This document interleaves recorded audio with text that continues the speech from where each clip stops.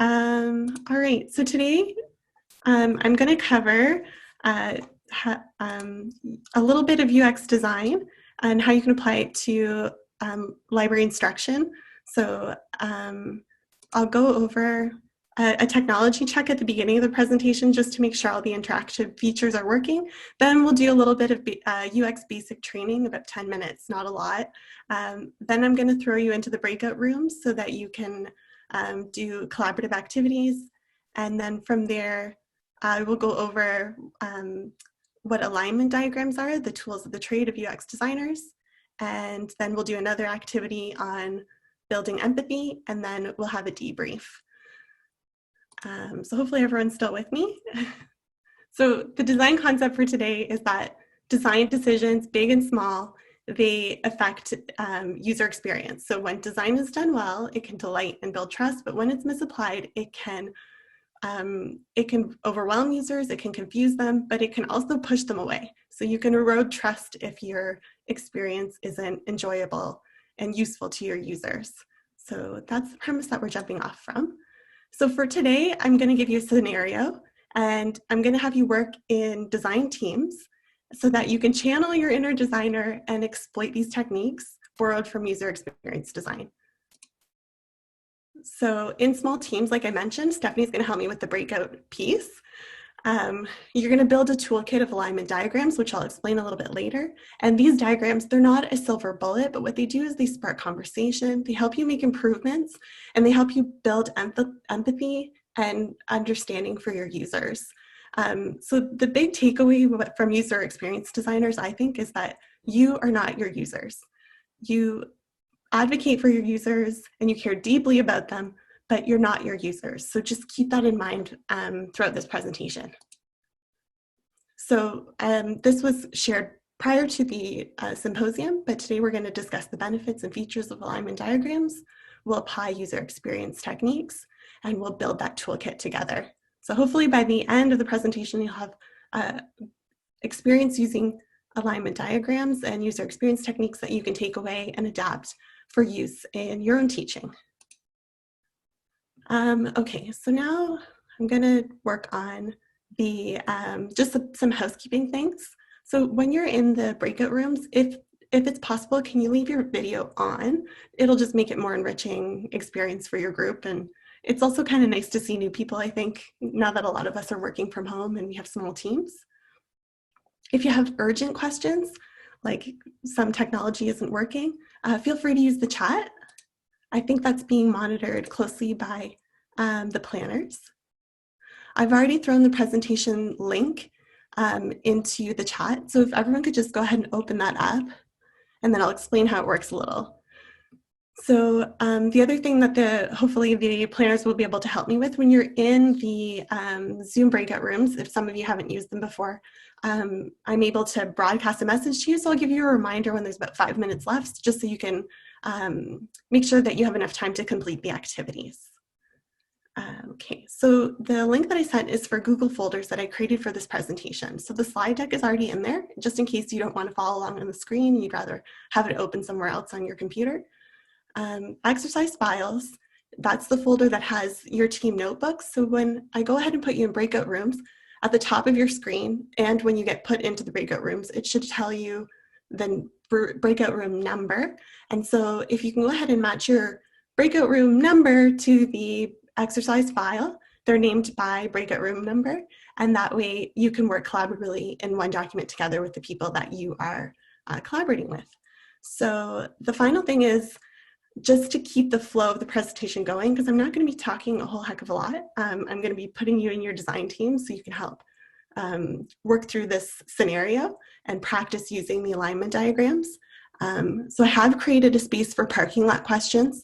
Feel free to go into that document at any point in the presentation and just put any ideas or things that you'd like to discuss at the end when we have our debriefing session.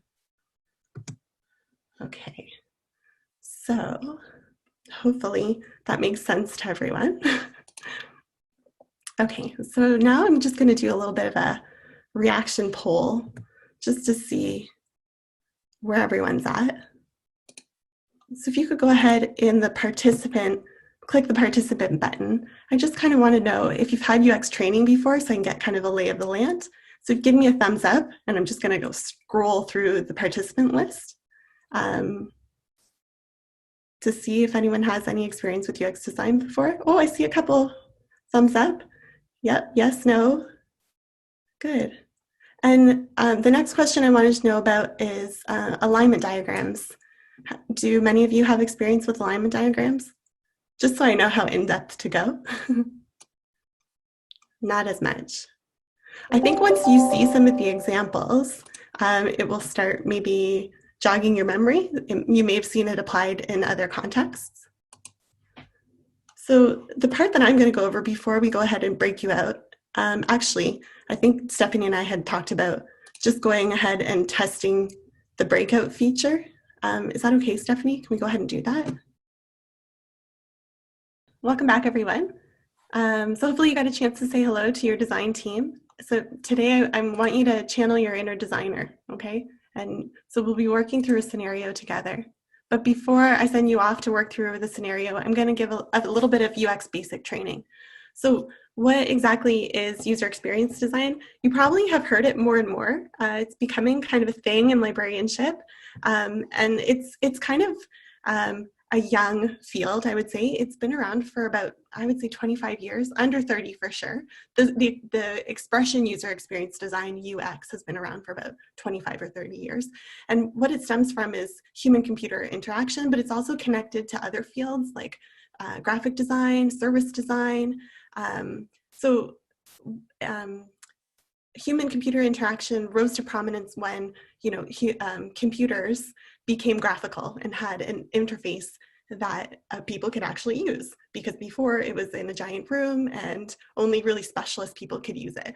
But now we have things like smartphones and smartwatches. So we have pocket computers that we're interfacing with all the time. So user experience design kind of stems from what we call interaction design, but it's connected to many other fields, including psychology, product design.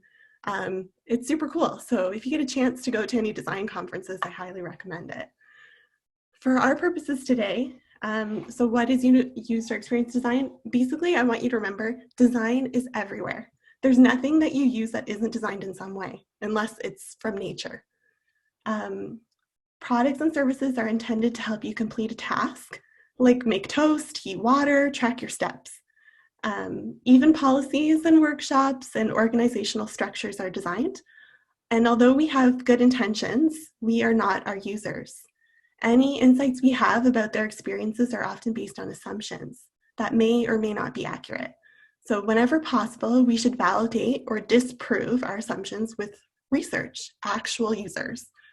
If not, the services and tools we create risk failure. So the thing to remember is in libraries, we craft experiences. And it's not enough to say, I design with users in mind. So I think UX is more than a trend. It's more than a buzzword. It's definitely not a silver bullet. It won't solve all your problems. But it's more than a trend. It's an ethos. So UX requires users. As designers, we need their feedback and insights to come up with responsive solutions. Pushing out products and services as quickly as possible without user input is a recipe for disaster. And even the most well thought out designs are only assumptions until they are validated through research with users. So you can design something beautifully, but if it's not necessary, then it will flop. Sad but true. And there's thousands of products probably that get launched outside of libraries in the business world every year that users just don't pick up because it didn't have the audience in mind. So what can we learn from designers?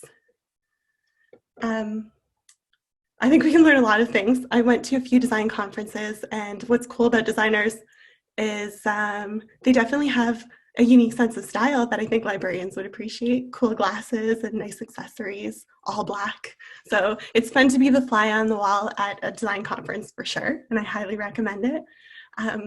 So when we think about the user experience, we need to consider every touch point from the context of use, so where our user is at, what their motivations are, to the aesthetics and the interaction. So interaction would be connecting with a device or even a person.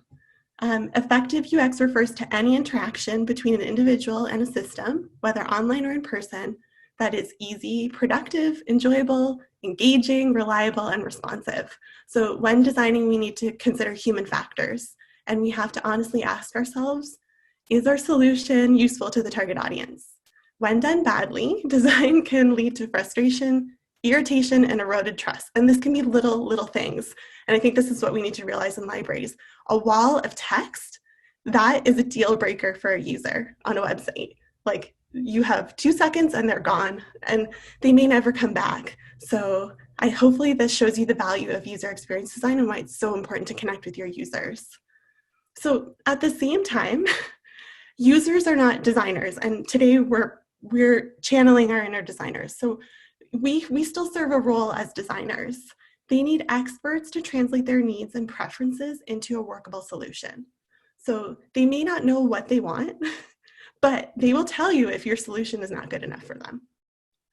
And humans in human-centered design, creative professionals, they focus on 4 prime areas. So people, actual problems, not the symptoms, the actual root source of the problem. They look at systems as a whole, and they do testing and prototyping. But design is never perfect, and people can be unpredictable. So we need to observe and understand what's important in order to make improvements. So it's tempting to blame users when things don't work. And detractors of UX frequently say it's too expensive, or it takes too much time, or they say, I know my user, so I don't need to do research. You know, I know what history faculty members want because I see them every day. But from a customer service perspective, UX is valuable to organizations because satisfied users return, and positive experiences build loyalty and trust. And happy users will share their delight with others, and that will grow the users that are interested in the library. So that is my user experience in a nutshell. I'll just take 1 second in case I want to make sure everyone's still on the same page with me. We're kind of going through this stuff really quickly, but it's because I want to make sure that you have time to be with your design team and work through the scenario. So the scenario I'm providing you with, it's in the Google Docs, so hopefully everyone's able to access that okay.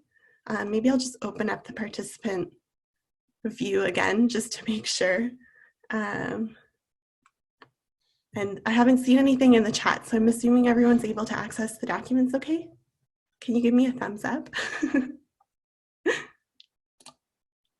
Oops, I moved ahead.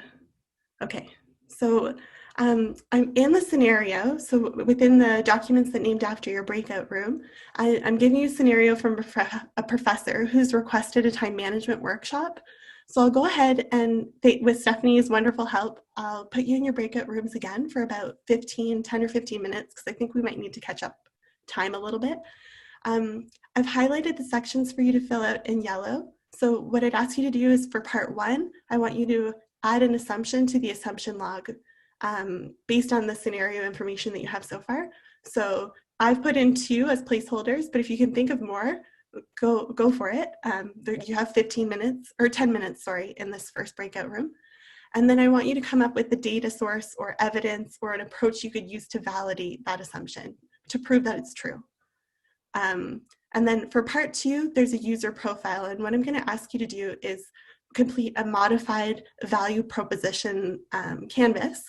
So read the user profile first, and then I'd like you to add to the columns in yellow 3 gain creators and 3 pain relievers. So how do we relieve users' pain points with our services and libraries, and how do we improve their experience? So Stephanie, is it okay to put people back in the breakout rooms now?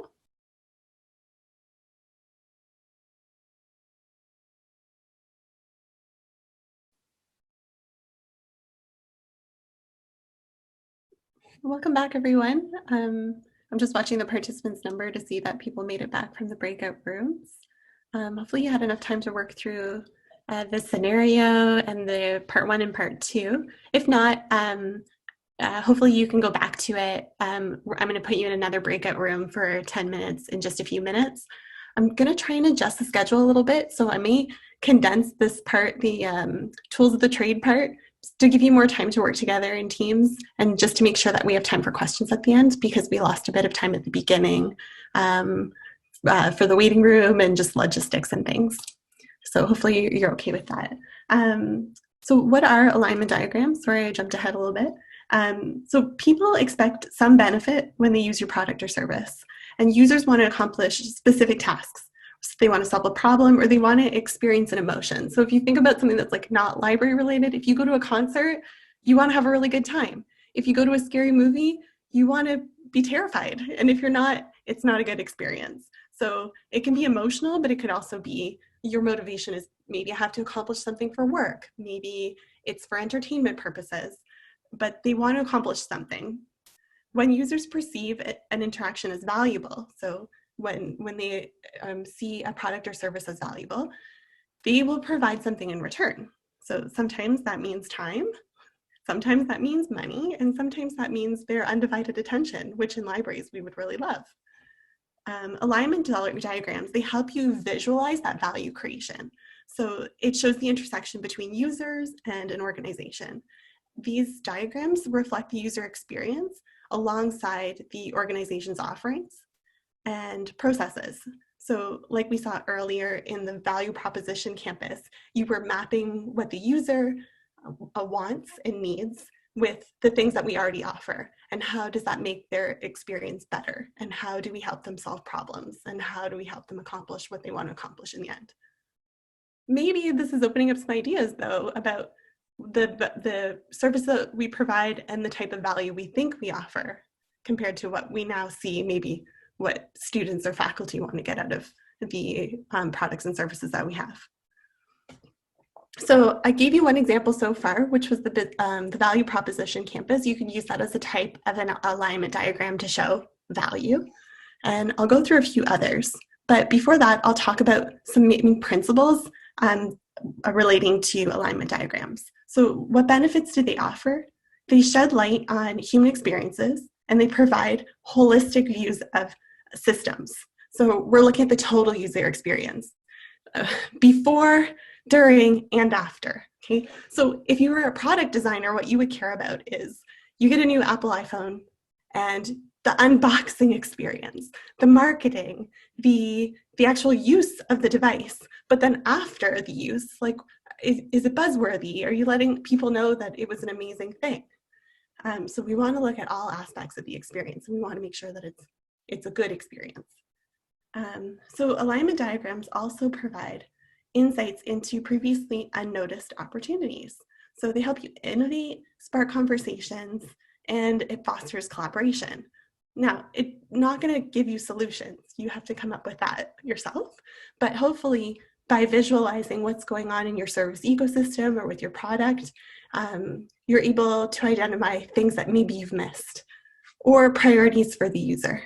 So principles of holism and then multiplicity. So you're trying to illustrate really complicated information in a digestible way. So there's a lot of facets of information all in one spot.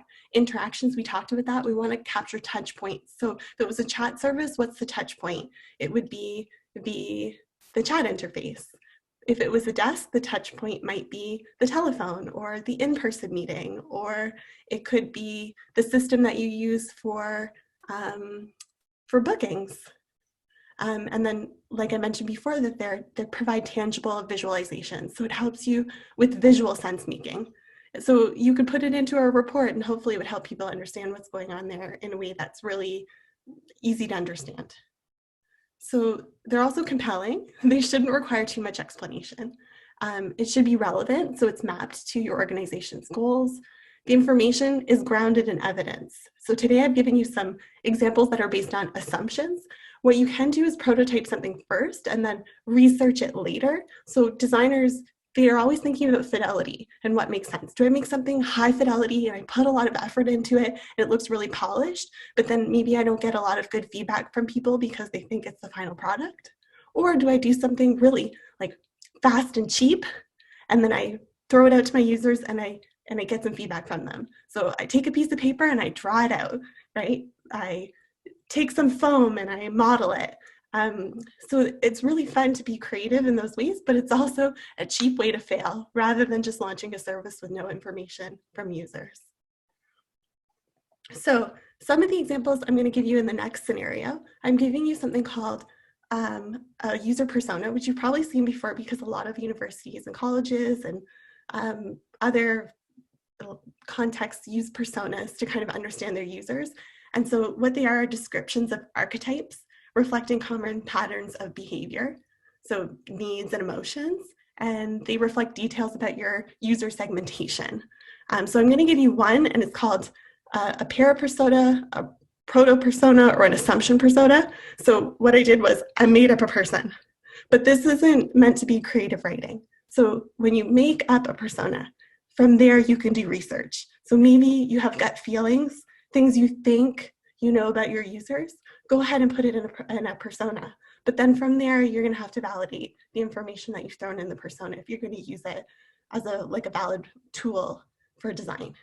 And so how do people use personas? Well, sometimes they use them when they want to advocate for a user. So say you're in your design team and you say, well, I want to add this feature. You can say, well, wait a second. That feature doesn't work for Priya because Priya commutes to campus and she doesn't have a reliable internet connection. Or Priya has roommates and they're super noisy. And so that's not a good option for her. Or Priya has 2 part-time jobs and she's a really busy person. I'm not sure if she can come to campus. So it helps you to turn your assumptions into valid data on your users. And then from there, turning that information into a persona you can actually empathize with.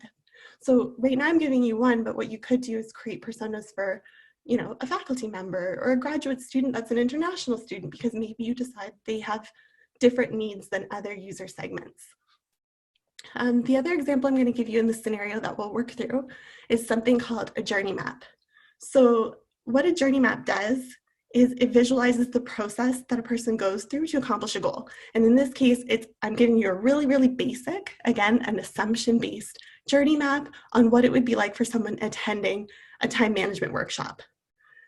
And what I'm going to ask you to do in the activity is I want you to fill out the empathy map. And we'll go over that in just a second, what that means. But basically, it helps you capture attitudes and behaviors of users in a matrix. And so again, these ones are all assumption-based because Priya is not a real person. But if you were doing this for real, the comments that came from users would probably be from your research. So maybe feedback that you got from a forum or an angry chat message or someone who came to a customer service desk or a tweet where someone was like, this is awesome, thanks libraries, and you can put that in. So what I'm looking for are positive and negative emotions. And the reason for that is because you want to account for the full range of human behavior and feeling. So it's not because we want to focus on the good or the bad, it's human emotion, human experience is complicated. And so we just want to make sure that we're capturing that the best that we can, especially if we're going to use this as a tool that's going to inform our design decisions. So some other benefits that I forgot to mention, the reason I'm asking you to do an empathy map, it helps you build empathy to visualize these things. When you share it with your other colleagues, so you'll see in your design teams, when you see these tools, everyone has an understanding of the bigger picture. It can also help break down silos. So you can ask people from different areas of the library to help you collaborate on creating these visualizations, because then they can be your subject matter experts, like the people who handle the website, the people who are doing the frontline service, the front stage, backstage people, the people and the props and the processes that are involved. So a good example for that would be a service blueprint, which I won't touch on today, but I did include it as one of the examples in the slides. And service blueprinting is amazing. And if you get a chance to attend a session on service blueprinting, it could take up a full day, but it's illuminating. So for the organization, it can also bring focus. So when you're planning things, it will help you prioritize what's the most important thing. Is it like a chat widget on the website, or is it, your information architecture? And I think I already mentioned it will reveal deeper needs and opportunities. So we'll go ahead into the breakout rooms. I'm going to shorten the time, unfortunately, because we're running out of time. So I'm going to give you about 10 minutes if that's okay, and then we'll come back for questions. So go ahead and look through the assumption persona for Priya, and we'll take a look at her journey map. And if you get a chance, put in some insights, positive and negative, into the empathy map matrix. And then I think Stephanie can go ahead and put you in your teams.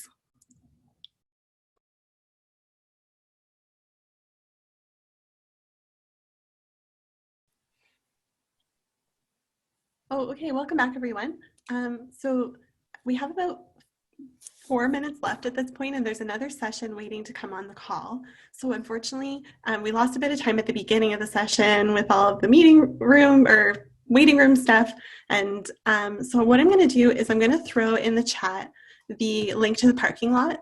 And so if there are questions we didn't get to because we just didn't have time, and I apologize for that, I'll go ahead and answer your questions post-session, and then all of the materials from today's session, including the worksheets that you created, I'll create PDFs for, and we'll throw that on the eLearning website in the new year. So sorry about that, technical difficulties. So I'll just, for wrapping up, because unfortunately we won't have time for questions, so we'll have to skip the parking lot.